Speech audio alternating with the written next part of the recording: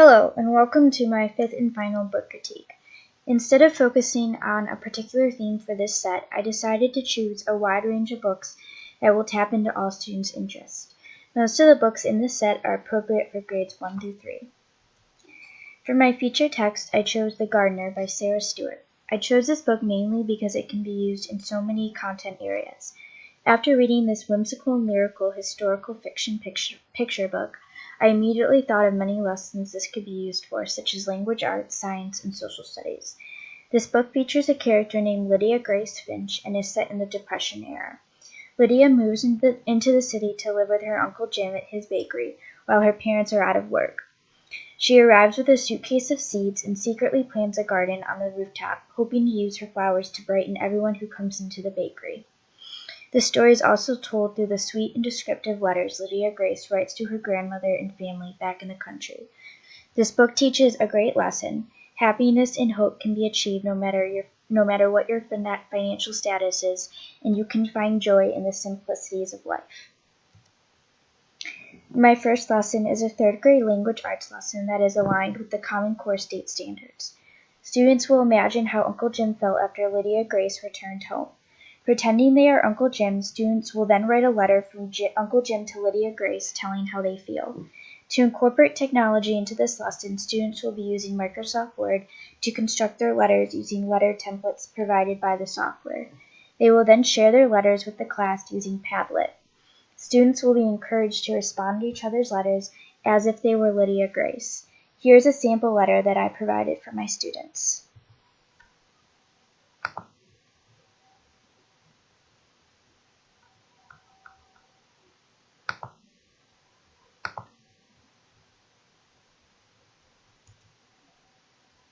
My second lesson is a third grade science lesson that is aligned with Ohio's new learning standards. Students will choose one kind of flower to research and create a web page for their flower that will include pictures and information such as where and when it grows, what care it needs, and what colors its blossoms are.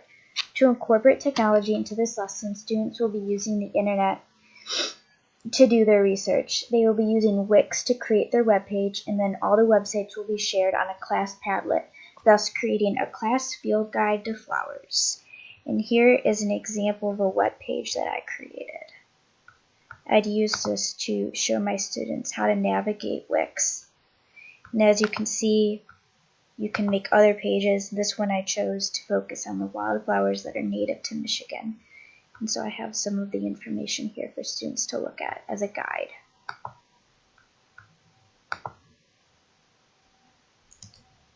And now for some more award-winning texts. Grandfather's Journey by Alan Say is a tribute to the author's grandfather. It is a beautiful, thought-provoking story about a man's love for two completely different places, his hometown in Japan and his new home in California. This wonderful story follows 3 generations of one family. Sleep Like a Tiger by Mary Logue is a story about a girl who doesn't want to go to sleep. Her loving parents help her get ready for bed and talk about all sorts of animals who sleep and how they sleep at night. The detailed illustrations are what make this book a treasure for young children. Sam and Dave Dig a Hole by Mark Barnett is an adventurous story about 2 boys who are on a mission. In this open-ended picture book, Sam and Dave want to find something spectacular, so they decide to dig a hole. They dig and dig and dig. You'll have to read it yourself to find out what they find.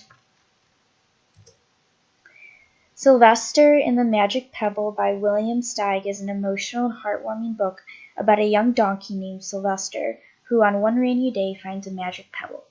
Upon meeting a scary lion, Sylvester uses the pebble to turn himself into a rock, but later realizes that because he isn't holding the pebble, he isn't able to turn himself back into a donkey.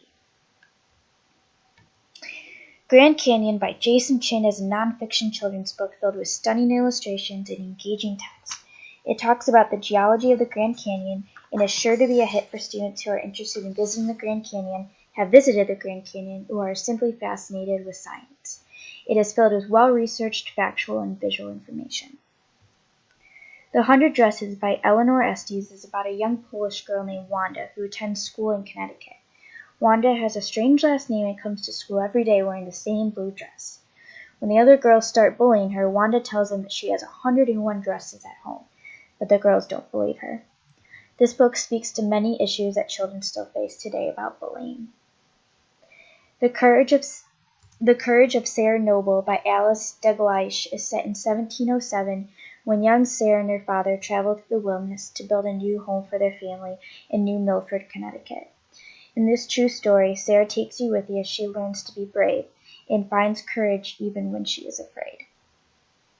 Thank you for taking the time to listen to my book critiques. I hope you are inspired to join me as I continue to explore more award-winning children's literature.